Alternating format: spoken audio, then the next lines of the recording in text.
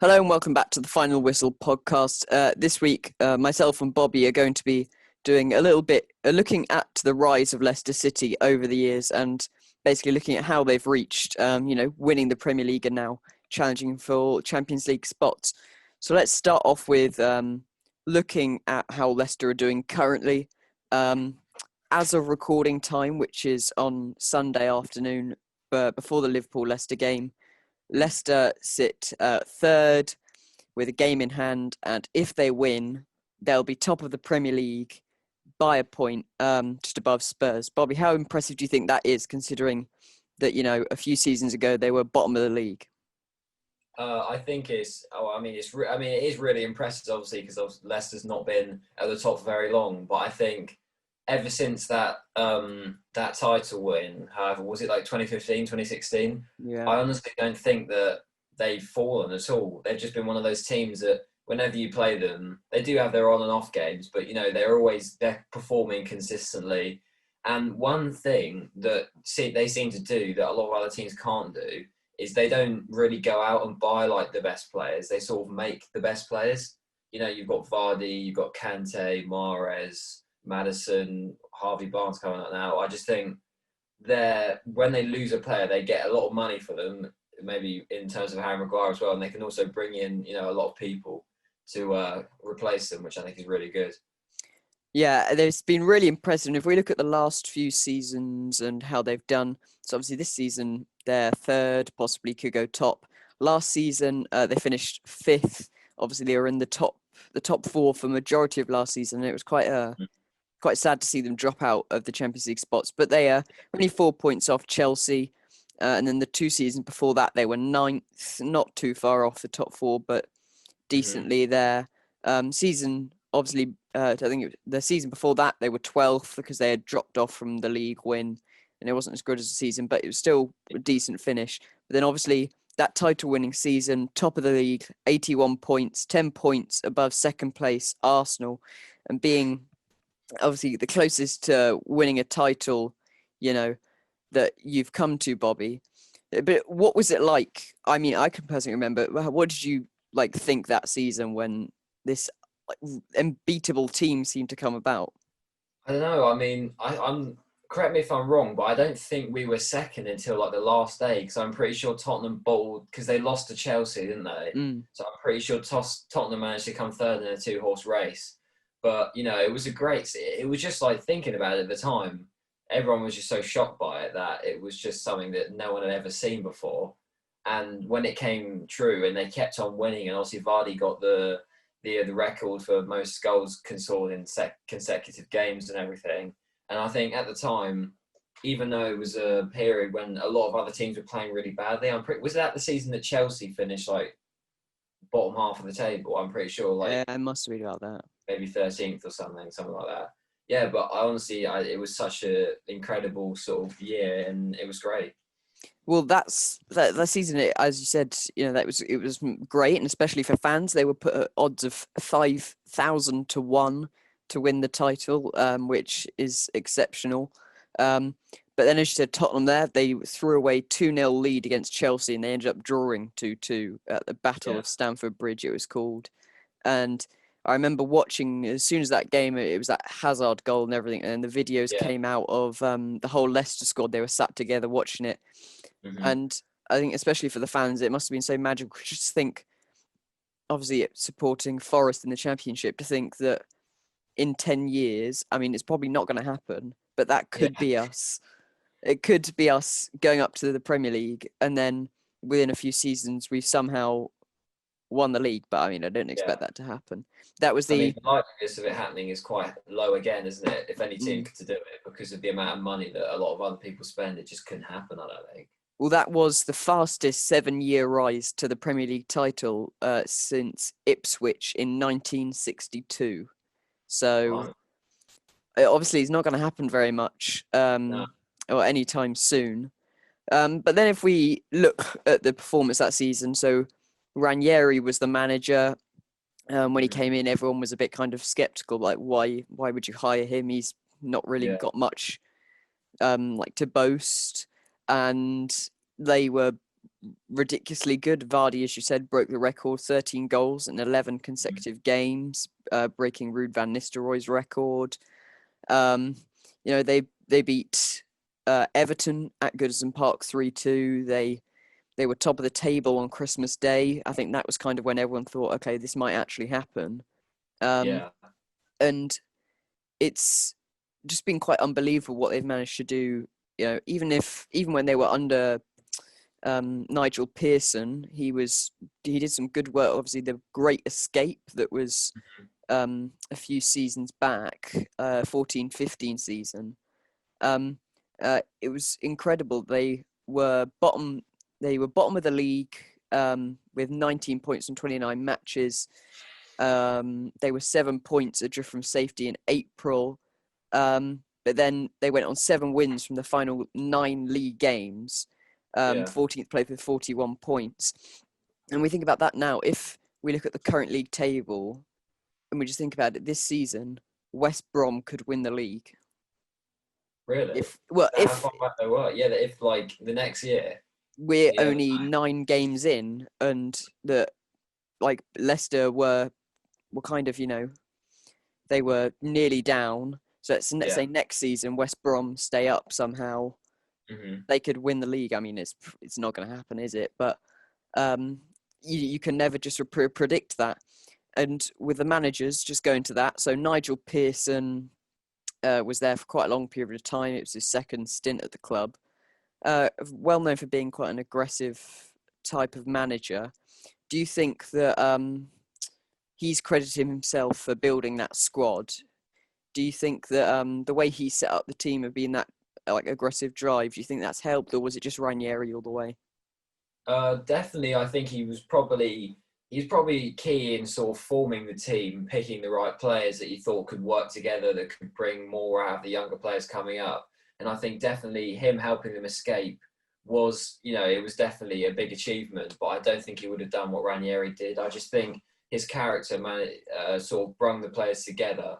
And it was clear to see that Leicester, obviously, they had hidden world-class players in that team. I mean, back then, if someone told you about Riyad Mahrez or N'Golo Kante or Jamie Vardy, you'd be like, who are they? But now they're all like international level, insanely good, world-class players. So I think along with the fact that there was a lot of hidden gems in their teams, and with the fact that a lot of the older players in there were just, everyone was overperforming to how they should have been. And I think that was brought out sort of maybe by, number one, by Ranieri, obviously, getting the best out of the players. You got number two, where maybe a lot of other teams in the league were either going through changing periods or obviously weren't having a very good season. Not to discredit Leicester, obviously they had a great year.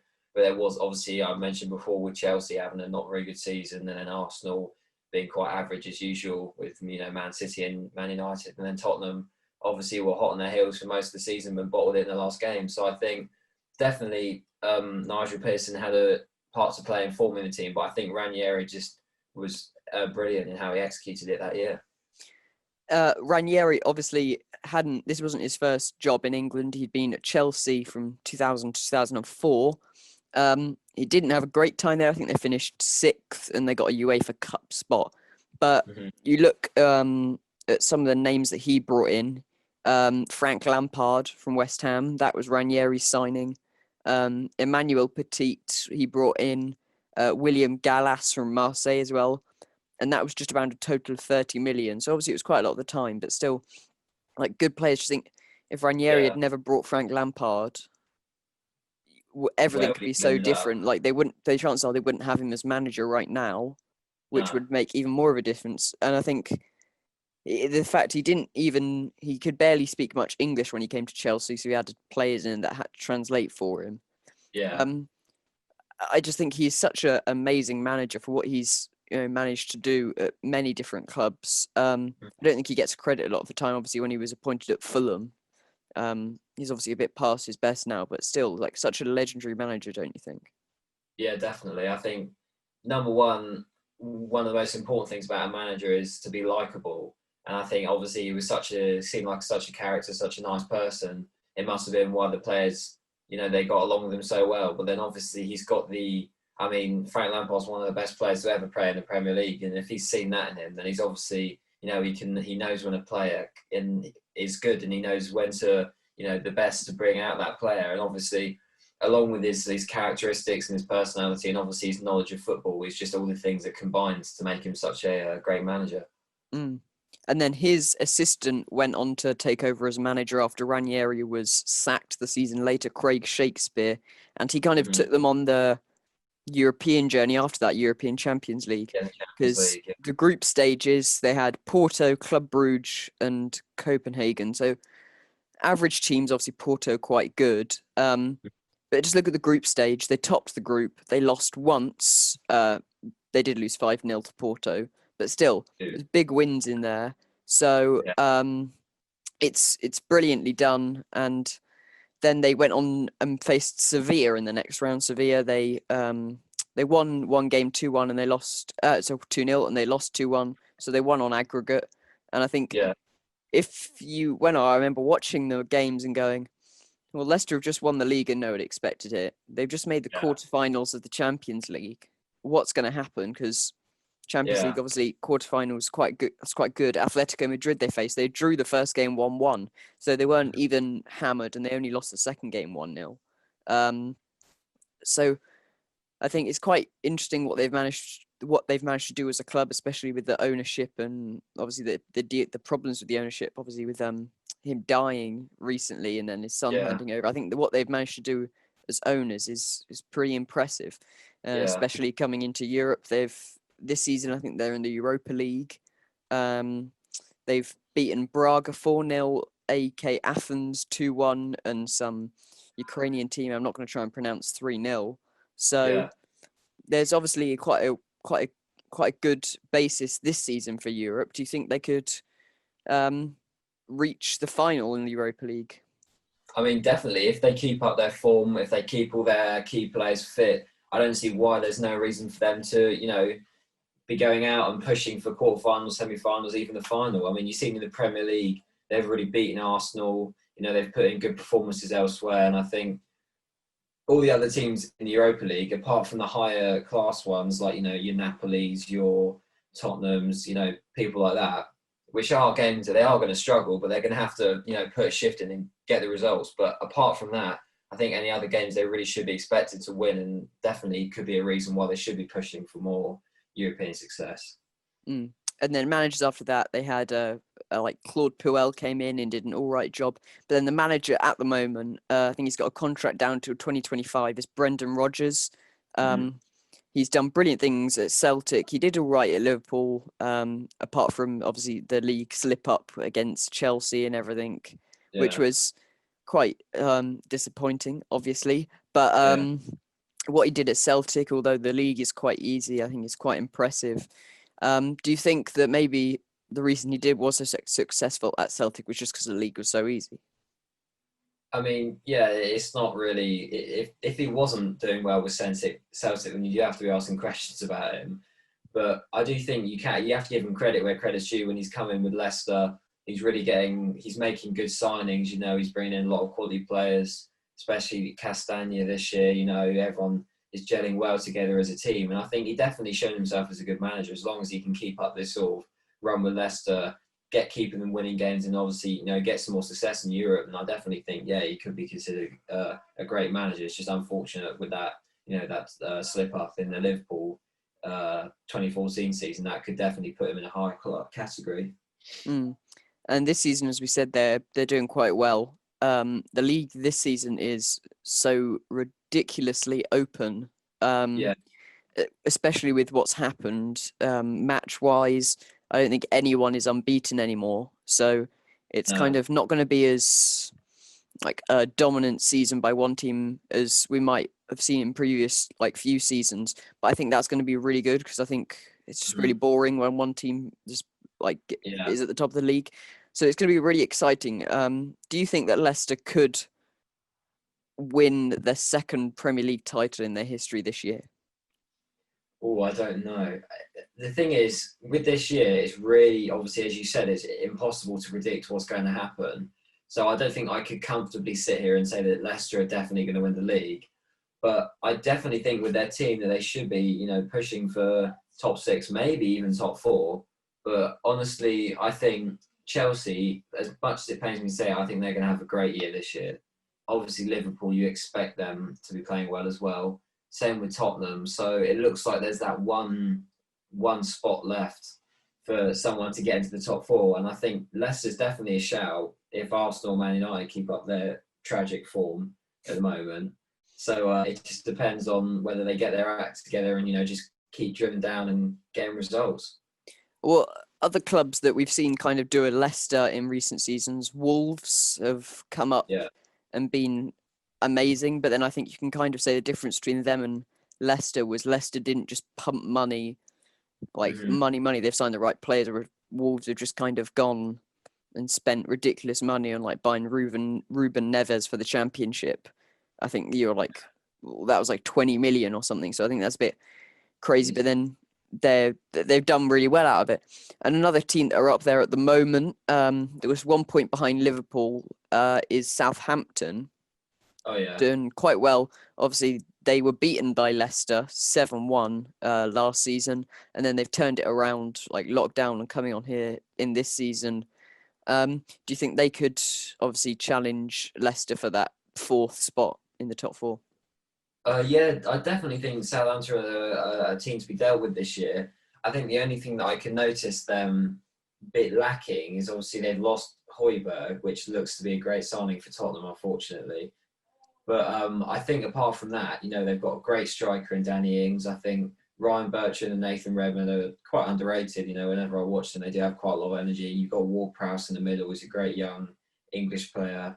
I'm not sure if they're on quite the same level as Leicester. Not to discredit what Hassan Hutel does, though. I think he's a great manager and all. I just think maybe they need a couple more years to, invest in the right positions. But then the argument there is, in a couple of years, they might not have Danny Ings. I mean, I don't know how old is Danny Ings. I'm not totally sure, but maybe in a couple of years they just need to get the right recruitment and bring in a few more players.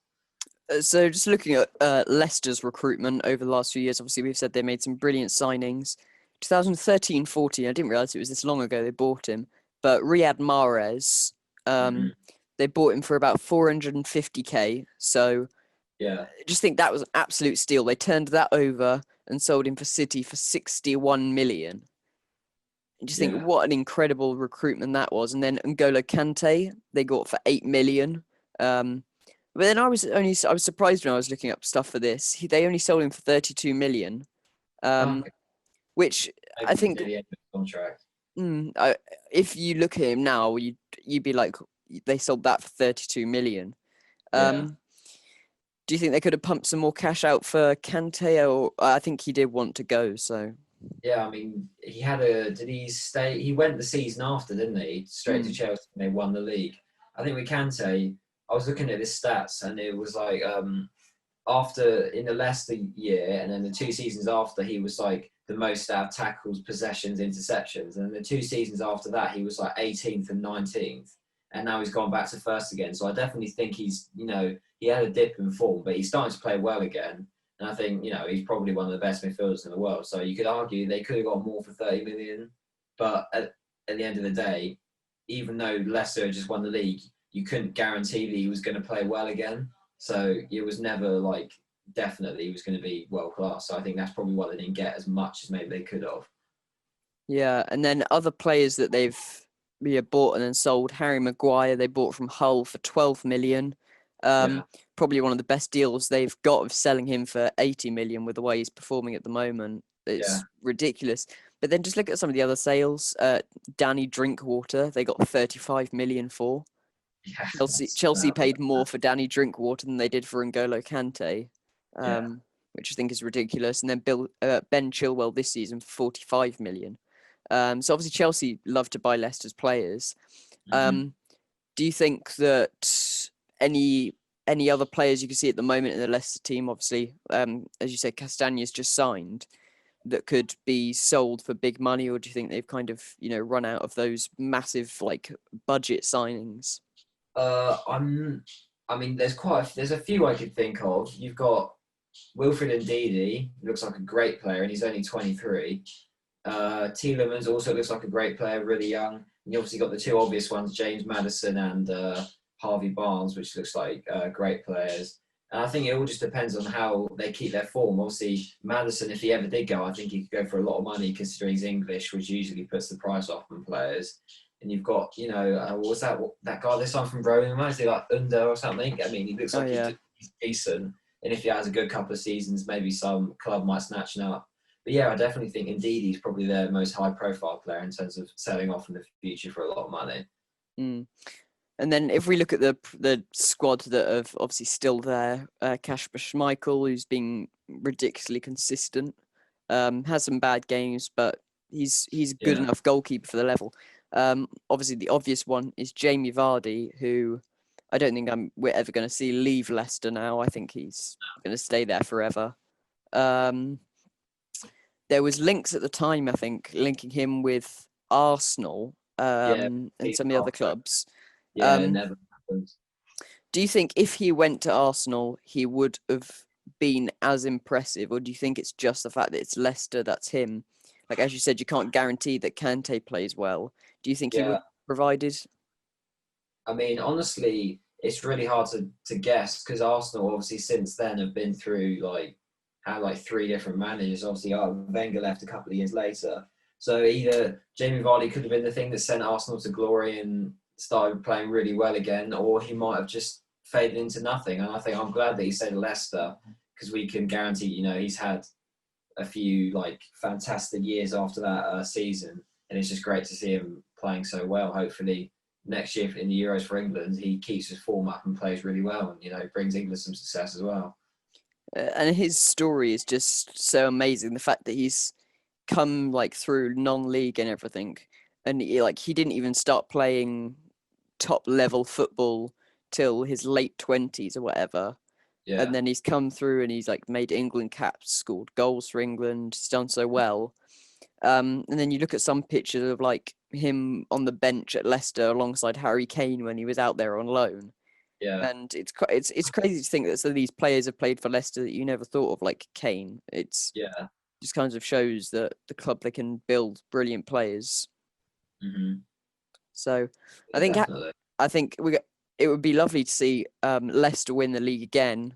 I think they're just a very likable team. I think in England, Yeah, there's not very many people that hate them. Obviously, they're meant to be rivals mm, with Forest, but they're not really that close, so it doesn't really matter. no, yeah, Um, but I think if they win it again, it would be brilliant. And if we get to see players like Jamie Vardy and Mahrez pop up again as new ones, that would be really interesting because otherwise mhm. you're just signing the people from the big clubs and it doesn't really help those others, and it would just like help out like the top six or whatever again, which is really boring. Um, Yeah, so thank you everyone for listening. That's been a quick look into our views on Leicester and just all things Leicester there. So thank you for listening. That was the final whistle.